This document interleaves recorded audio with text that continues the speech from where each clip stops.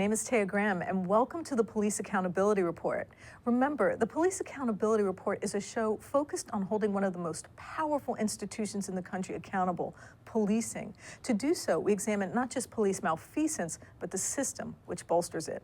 Today, we're going to do something different. We're going to report breaking news, information that we have learned about from a source that did not make the mainstream media, but should not be overlooked. It involves a serious crime by a Baltimore City police officer, charges of first-degree assault and the use of a gun while committing a felony. I'm joined by my reporting partner, Janis, for an update. So, Stephen, tell us what we know about this case. Well, we were told by sources that this officer had just been convicted in court of first-degree assault because of the use of a weapon. The trial was on August 6th, and he was convicted of first-degree assault, Officer Michael Gentile. Apparently, according to what we learned from sources, because we don't have the court documents, Officer Gentile was driving in January on Edmondson Avenue, which is in southwest Baltimore. He nearly hit a pedestrian. That turned into him getting out of the car and pointing his gun at this pedestrian. A witness who drove by reported to police, and a subsequent investigation led to the charges that you discussed, which was first-degree assault and using a gun and committing a felony. So that's what we know thus far. That has been confirmed by people inside the court and by police sources. So right now we know that a police officer on August 6th was convicted of first-degree assault of a Baltimore police officer. So he was convicted after a bench trial. Can you tell me why that's significant? Well, bench trials are significant because he chose not to go to a jury. What that means is that the judge actually adjudicates the case, which was the strategy employed by the officers during the trial of Freddie Gray's death.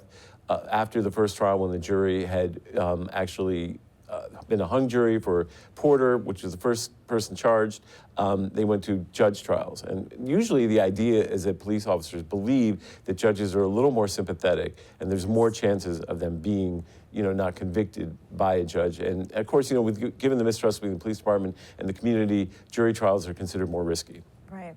So do we know what's going to actually happen to this officer? Has he been suspended yet? Well, we reached out to the police department and they have not commented. We reached out to his lawyer and he has not commented. I mean, obviously a felony conviction can run up to 25 years in prison, but usually police officers don't get very long sentences. Also, what will happen, I believe, is after the criminal case is adjudicated, then there's an internal investigation where they will explore whether he violated departmental policies, and that's a whole other process that could play out. So right now, for all we know, he still could be employed with the department. They have not yet given us a comment. Can you tell me a little bit more about the type of sentencing he might actually face? Well, according to Maryland law, it's a felony conviction, which is up to 25 years in prison. But, he's a police officer. I'm assuming he doesn't have a criminal record. And, they could always appeal. One of the things we asked his lawyer, are they going to appeal it?